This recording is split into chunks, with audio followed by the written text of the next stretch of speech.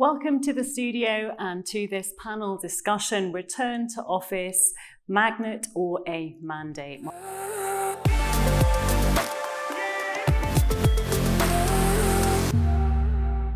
Just like to get your quick thoughts on that title of that panel, Mandate or Magnet?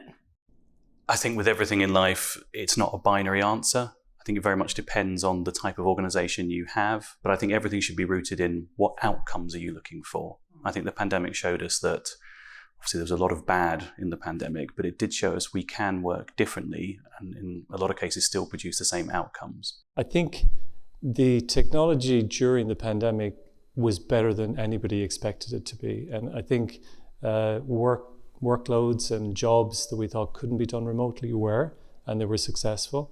And it changed the way people were working for such a long time that they became very accustomed to it.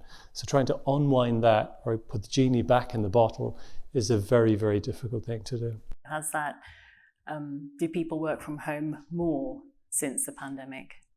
So we're more flexible, we're officially hybrid. We aim for about 2 days work from home and then about 3 days not. But then 3 days kind of not being at home can be things like being at conferences, doing training. You don't literally have to be in the office for 3 days. We try and be kind of really flexible about it.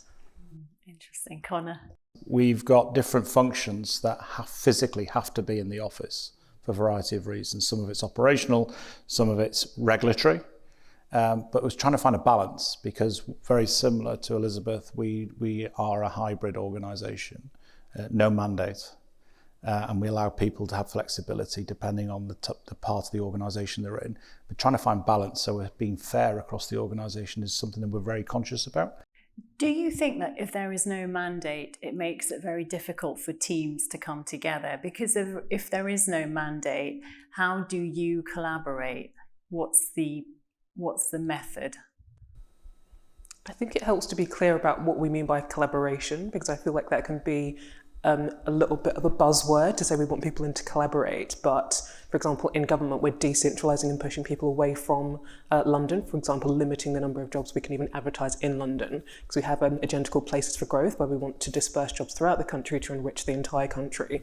So if we're saying collaborate on what outcome, as we've talked about outcomes before, because if someone comes in to collaborate, but the rest of their team is in Wales or Scotland, are they collaborating? They're sitting on teams, so you have to kind of think a bit more practically. Then what is the motivation from an employer's perspective to want to get people back into the office, do you think? I think it's mixed in that, and it depends per employer and what the actual enterprise does. But I mean, in some ways people have a lot of investment in real estate and they go, okay, how do I get that back? How can I justify having it? Because it's quite expensive. And they think, well, I need to do that. And then the other piece is, I guess, a hierarchical management structure where they feel like I have to see the people there to know that they're working, which is a bit old-fashioned, but also, I guess, it's the way certain organizations work. If you're bringing people into the office and actually your productivity is either not improving or actually going down because you had a very happy workforce and now they're being forced to come in there to effectively use something you've bought, that doesn't make sense from a business perspective. But it is a real challenge. How do you deal with multi-generations across the workforce, multi-different levels of experience?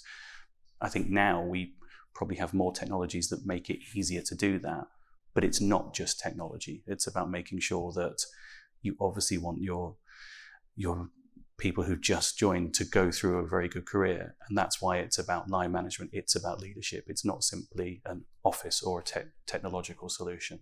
So how do you address the challenge of wanting to teach sort of the graduates or the youngsters?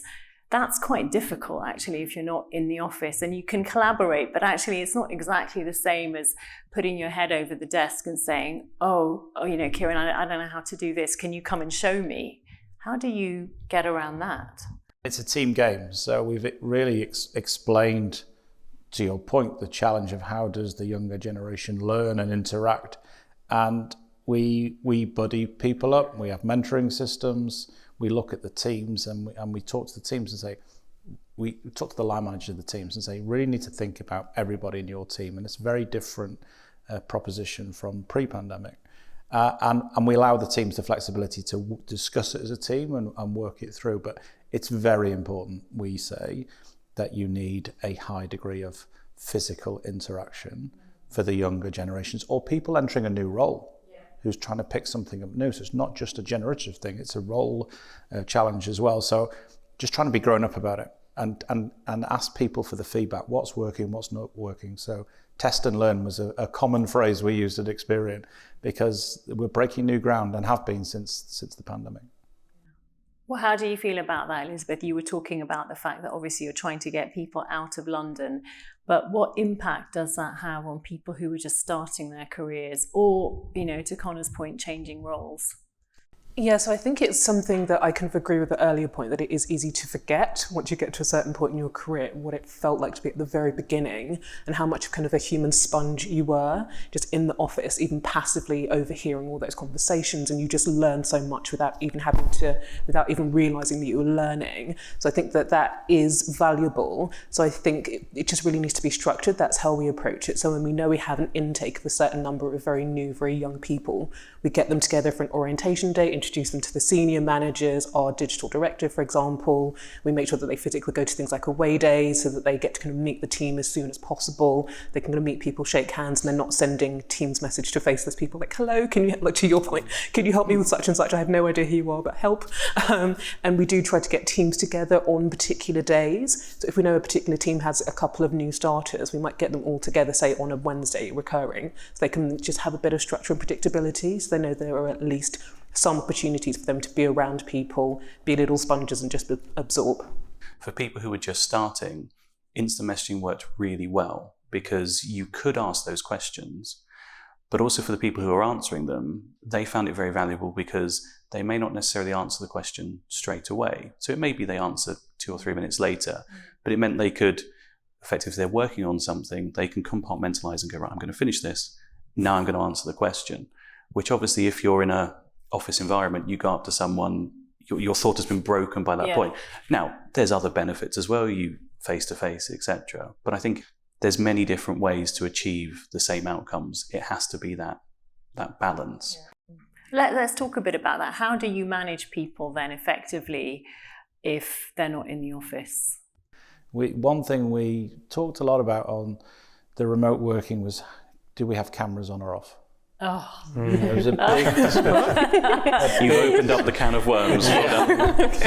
So we said for big Teams calls, you've got flexibility, but if it's one-on-one, it has to be camera on. Yeah. You've got to try and get as close to simulating a face-to-face meeting. I think it's important to note that in addition to kind of certain physical impairments like blindness, there's also neurodivergence. So for example, we can't assume that people should have cameras on, making eye contact, etc. For example, if someone is autistic, that might be difficult for them. So in our team, we are very, very flexible. People can make the choice if they have cameras on or off for that reason. People's housing, as we touched on, is very different. If they've got a couple of kids running around in the background, or various housing things, they might not want their camera on for sensitivity reasons, so we let them have it off. And I think there's a kind of a social contract as well in that what we saw during COVID, which we were kind of surprised at, with managers say, well, how do we know people are working? We actually looked at the hours. People were working more hours than they were when they were. And the commute just got gobbled up. Yeah. So, I mean, if the least we could do is give people back that commute time so that they can use it in personal space, then that's great. That's great, I agree. The future of the office it's more of an event center rather than a place you go to do email, right? It's basically you go in there to try and achieve a specific goal, and you look forward to it before you go in, and you're thinking about the next time you go back when you leave. So. I agree. We've refurbed every office and changed them into collaboration spaces. And what about the productivity since you've made those changes? Have you noticed or have you measured it? We do measure it. We don't lead on it, but we do measure it, and our productivity has gone up 20%. Our engineering community productivity, and we're a software engineering business predominantly, 20% improvement. Please join me in thanking our excellent panel. Thank you.